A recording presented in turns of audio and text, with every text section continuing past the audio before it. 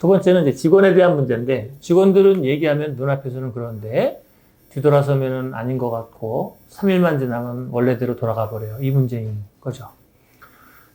저랑 같이 리더십 수업을 하신 분들은 뭐 다 들으셔서 이미 익숙한 내용이지만 셀프 잡 디자이닝 프로세스라는 게 있어요. 셀프 잡 디자이닝 프로세스.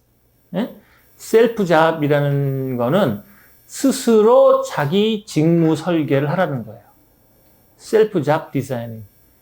스스로 직무 설계하는 것이 그 사람을 움직이게 하는 가장 좋은 방법이라는 거죠.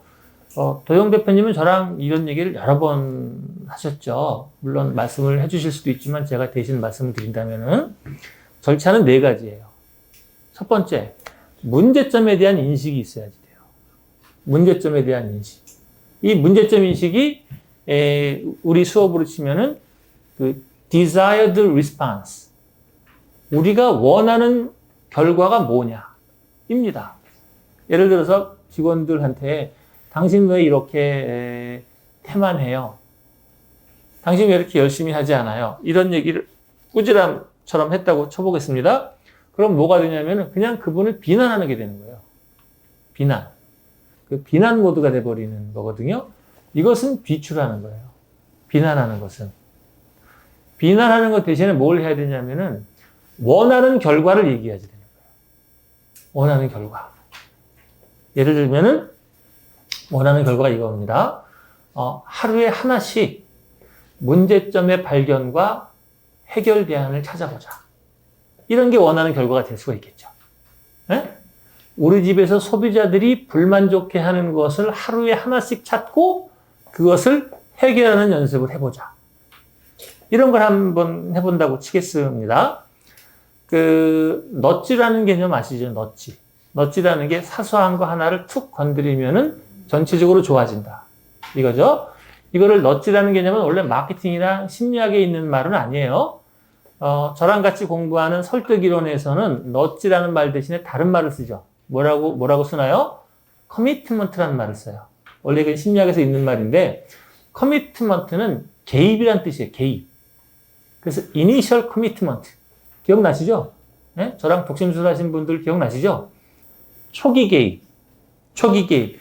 그 사람이 태만하거나 게으르거나 뭐 농땡이 치거나 그런 거를 비난해봤자 개선되어지는 게 아니라 그런 태만하거나 게으르거나 농땡이 치거나 서로 비난하거나 이런 거를 없애고 원하는 결과로 와야 될 거 아니에요. 이 원하는 결과로 데려가기 위한 이니셜 커미트먼트. 초기 개입 모드가 있어야 되는 거예요. 초기 개입. 응? 이런 걸 넛지 포인트라 넛지 포인트.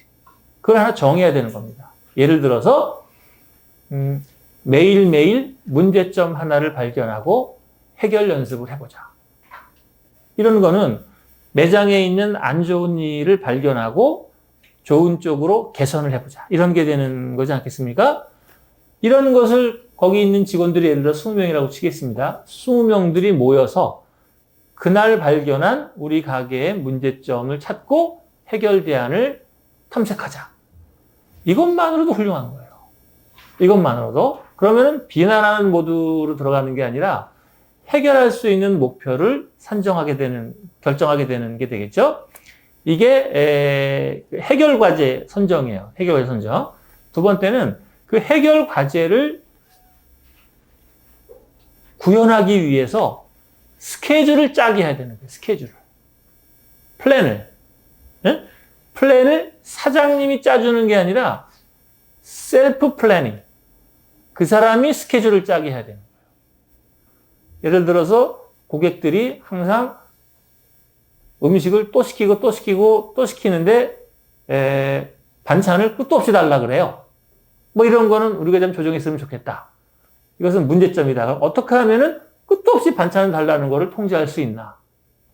목표를 세워요. 그럼 그것을 구현하려면은 무슨 플랜을 짜야지 되나? 그 사람들이 플랜을 짜게 하는 거고. 세 번째는 그래서 execution. 당신들이 짠 그 플랜대로 실행해봐라. 그러면은 실행하고 나면은 공과 사가 있겠죠. 좋은 점이 있고 덜 좋은 점이 있겠죠. 그거를 발견하고 피드백. 이 피드백 할 때는 사장님이 같이 있어줘야 돼요. 이 네 가지 절차가 셀프 잡 디자이닝 프로세스예요. 스스로 직무 설계하는 프로세스예요. 첫 번째가 목표 선정, 과제 선정. 두 번째가 셀프 플래닝. 세 번째가 엑스큐션. 네 번째가 피드백. 이 네 가지예요. 제가 리더십, 우리 마지막 시간에 할 겁니다. 이 내용을 셀프 잡 디자이닝 할 거예요. 이 네 가지 절차가 지금까지 발견된 그 어떤 사람을 개선시키는 절차보다 더 탁월하다는 거예요. 이거 말고 사람을 개선시키는 일은 존재하지 않는다. 저랑 리더십 수업하면은 이게 결론입니다. 목표를 세워라. 스스로 플래닝하라. 실행하라. 피드백하라. 이것의 반복이 이것의 반복. 응?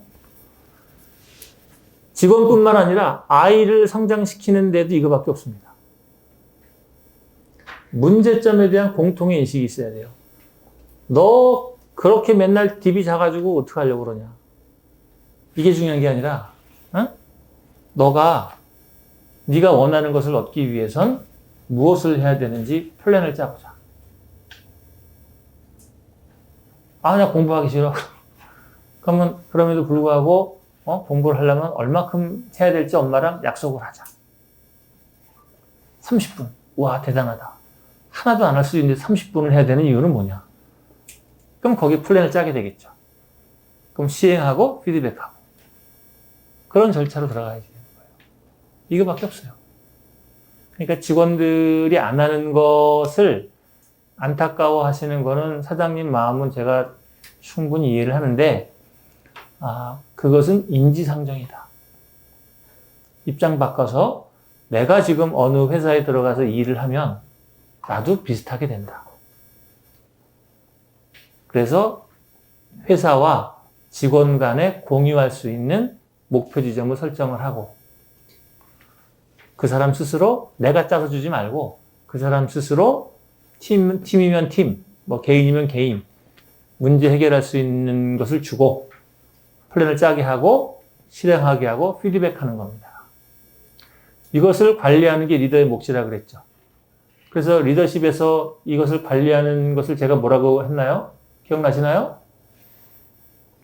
원귀 모드라고 제가 했죠. 네?